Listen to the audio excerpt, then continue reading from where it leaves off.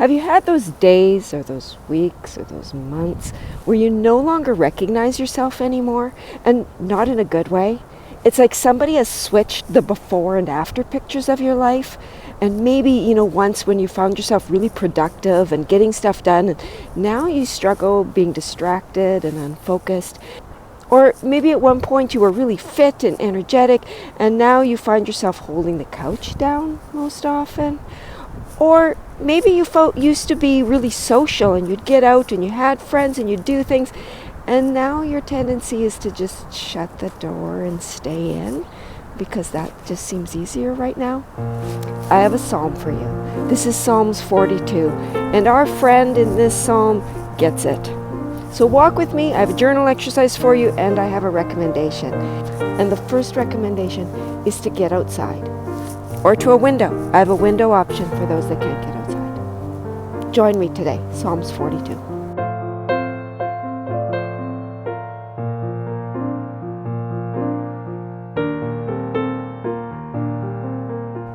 I cannot diagnose. I don't diagnose people. I can't write prescriptions for people. That is way above my pay grade.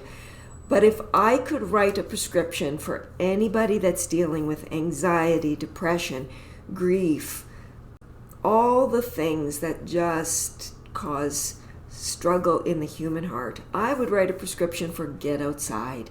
Nature heals. There's something about being in nature that grounds you, calms you, and there's proof for it.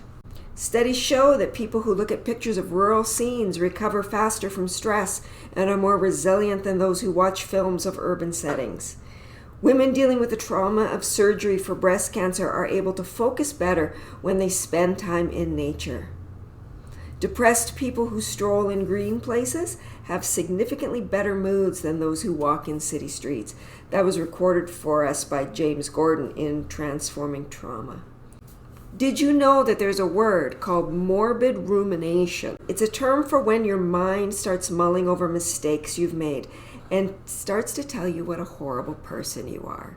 Some of you have that brain that if you pay attention, all of a sudden you hear this negative voice, these negative tapes, these negative things that go on, talking about you and your life and just kind of wearing you down piece by piece.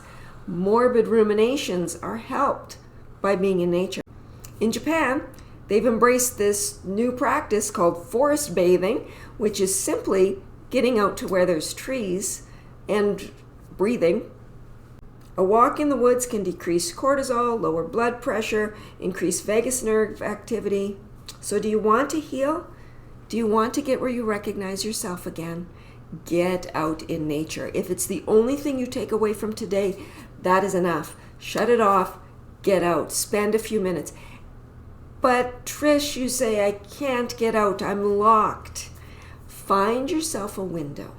One of my favorite self-care activities that I give busy moms is to get yourself a hot drink or a cold drink, whichever is more soothing for you. Put it in a cup that you can feel it. You can feel the heat, you can feel the cool.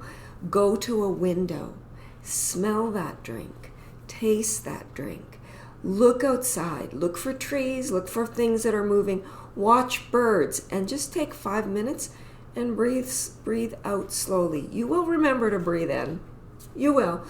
The only thing you remember, stand at a window, breathe out slowly. If you could do that a few times a day, I think you're going to notice a difference in your nervous system, just being able to settle a little bit. For those of you that have your pen in hand and you're ready to do a journal exercise, stick around. We have one of those for you. One of the first things I want you to notice about this psalm is it's got such beautiful turns of phrases. I'm not really poetic, and yet there's something about the words that he uses that just resonates so deeply within me. As a deer longs for water, so my soul longs for you, God. My soul thirsts for God, for the living God.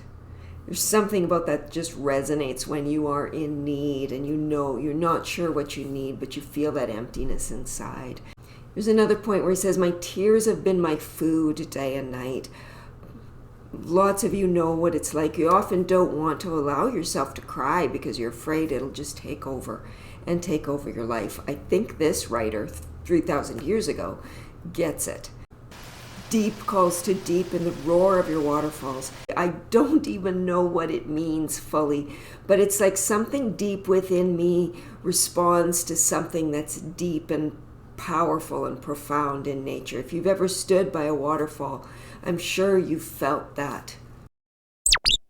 And finally, the journal exercise. I want you to open your journal and write A, B, C in the left-hand column. And we're going to walk through this. The A stands for accept. Our ancient friend here has several things that he needs to accept. His soul is needy. He's been crying a lot. He's not what he used to be. Troubles have been endless and unrelenting. He can't control what people are saying about him. What do you need to accept? When you think about your situation with what you're dealing with today, what is one thing that you need to accept? Is it similar to what our writer also needs to accept, or is it something different? I want you to start a sentence with I accept, and think about what you're dealing with, and just finish that sentence off. The B stands for believe. Our writer goes into what he believes. He believes that God is alive. He believes God will direct him. He believes that he'll send his unfailing love and his presence. He believes that he is with him. He believes he can be honest with God. He believes God is listening, that God hears him. And he believes there's hope.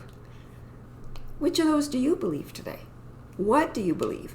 In light of what you need to accept, what can you believe?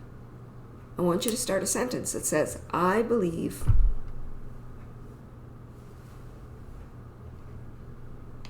And thirdly is commit. In light of what you need to accept, in light of what you do believe, what are you willing to commit to today?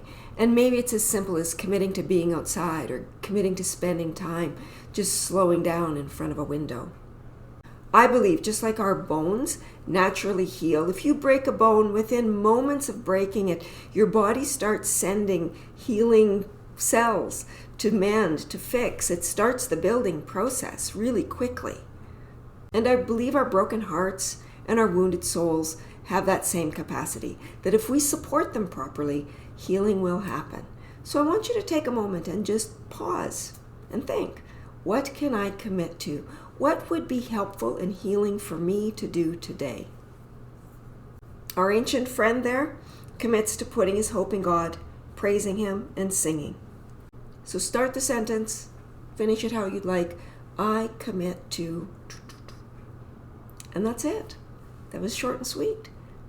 I hope you're finding as you do these journal exercises day after day that there is a calming for your nervous system, that there's healing for your soul, that somehow your wounded heart begins to mend.